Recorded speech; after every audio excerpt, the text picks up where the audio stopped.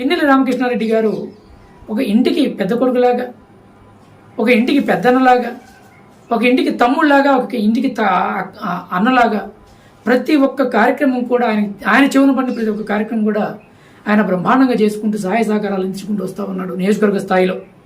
అదేవిధంగా ఈరోజు ఒక ఇంటిలో ఏదైనా సమస్య వచ్చినా కానీ, ఒక చావు కానీ, ఒక పెళ్లి కానీ, ఏదైనా ఒక మంచి కార్యక్రమం కానీ, చెడు కార్యక్రమం కానీ ఏదన్నా సరే నేనున్నానంటూ పిన్నెల్లి రామకృష్ణారెడ్డి గారు కానీ, వారి సోదరులు పిన్నెల్లి వెంకటరామరెడ్డి గారు కానీ బ్రహ్మాండంగా సహాయ సహకారాలు చేసుకుంటూ మా అందరిని ఆదుకుంటూ వస్తూ ఉన్నారు.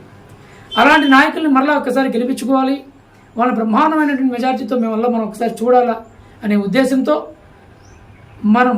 మా గ్రామం తరపున మేమందరం కూడా ఒకటే నిర్ణయం తీసుకుంటున్నాం. ఖచ్చితంగా పిన్నెల్లి రామకృష్ణారెడ్డి గారిని గతంలో కంటే ఎక్కువ మెజార్టీతో గెలిపించుకుంటూ, అదేవిధంగా మళ్ళొక్కసారి ఆంధ్ర రాష్ట్రానికి రెండవసారి విజయవంతమైనటువంటి పరిపాలన అందిస్తున్నటువంటి జగన్మోహన్ రెడ్డి గారిని మరలా ముఖ్యమంత్రి చేసుకోవాలనే ఉద్దేశంతో మేమందరం కూడా కలిసికట్టుగా ఈరోజు జగన్మోహన్ రెడ్డి గారు చేసినటువంటి సంక్షేమ పథకాలను దృష్టిలో పెట్టుకొని మేము ఖచ్చితంగా జగన్మోహన్ రెడ్డి గారి నాయకత్వాన్ని మరొకసారి బలపరిచి జగన్మోహన్ రెడ్డి గారిని ఖచ్చితంగా విజయవంతంగా ముఖ్యమంత్రిగా గెలిపించుకోవాలని, రామకృష్ణారెడ్డి గారిని మరలా 5వసారి ఎమ్మెల్యేగా గెలిపించుకోవాలని కోరుకుంటున్నాం. గతంలో ఇవాళ కొత్తగా ఏం రాలేదు తెలుగుదేశం పార్టీ.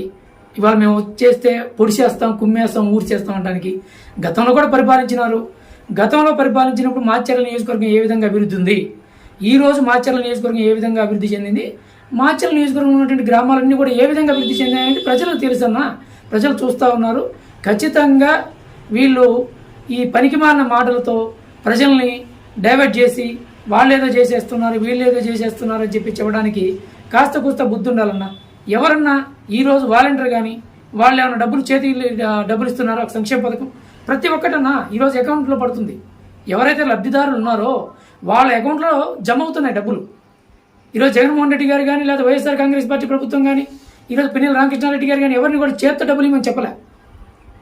ప్రతి సంక్షేమ పథకం కూడా డైరెక్ట్ లబ్ధిదారికి అందాలి, వాళ్ళ అకౌంట్లో జమ కావాలా, వాళ్ళ పిల్లలు చదువుకోవాలా, అలా చేస్తున్నారు తప్ప ఎక్కడ కూడా మోసపూరితమైనటువంటి పనులు కానీ, మోసపూరితమైనటువంటి మాటలు కానీ ఈ రోజు వరకు కూడా పిన్నెల్లి రామకృష్ణారెడ్డి గారు కానీ, వారి సహచరులు కానీ, లేదా జగన్మోహన్ రెడ్డి గారు కానీ ఎక్కడ చెప్పిన దాఖలాలు లేవన్నా.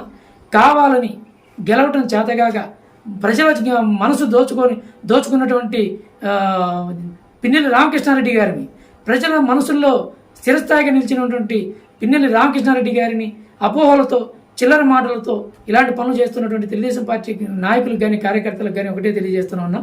వాళ్ళు కూడా దయచేసి మీరు వచ్చి చూసుకోండి గ్రామాల్లో ఏ విధంగా అభివృద్ధి ఉంది, గతంలో ఎలా ఉంది, ఈ రోజు ఎలా ఉందో దయచేసి చూసుకోవచ్చు. మీరు కావాలంటే మేము ఇంతకన్నా ఏదైనా మెరుగుపరిచి పరిపాలన చేస్తామని తప్పులేదు. కానీ రామకృష్ణారెడ్డి గారు ఇలా చేశారు, వెంకటరామరెడ్డి గారు అలా చేశారు, జగన్మోహన్ రెడ్డి గారు ఎట్లా చేస్తున్నటువంటి పనికి మానవులు వచ్చే మాటలు మాట్లాడకుండా ఎంత అభివృద్ధి చెందింది గ్రామాలు, ఇవాళ మాచర్ల టౌన్ ఎంత అభివృద్ధిగా ఉంది, పిల్లలు ఎంత విద్యావంతులైనారు, ఎంత ఎడ్యుకేషన్ డిపార్ట్మెంట్ ఎంత డెవలప్మెంట్ అనేది దయచేసి టౌన్లలో చూసుకోవచ్చు. అదేవిధంగా గ్రామ స్థాయిలో కూడా చూసుకోవచ్చు. పనికి మాలిన మాటలతో సమయాన్ని వృధా చేసుకోకుండా ఇలా రెచ్చగొట్టే మాటలతో వైఎస్ఆర్ కాంగ్రెస్ పార్టీ కార్యకర్తలను, నాయకులను రెచ్చగొట్టే విధానాలను కూడా మానుకోవాలా.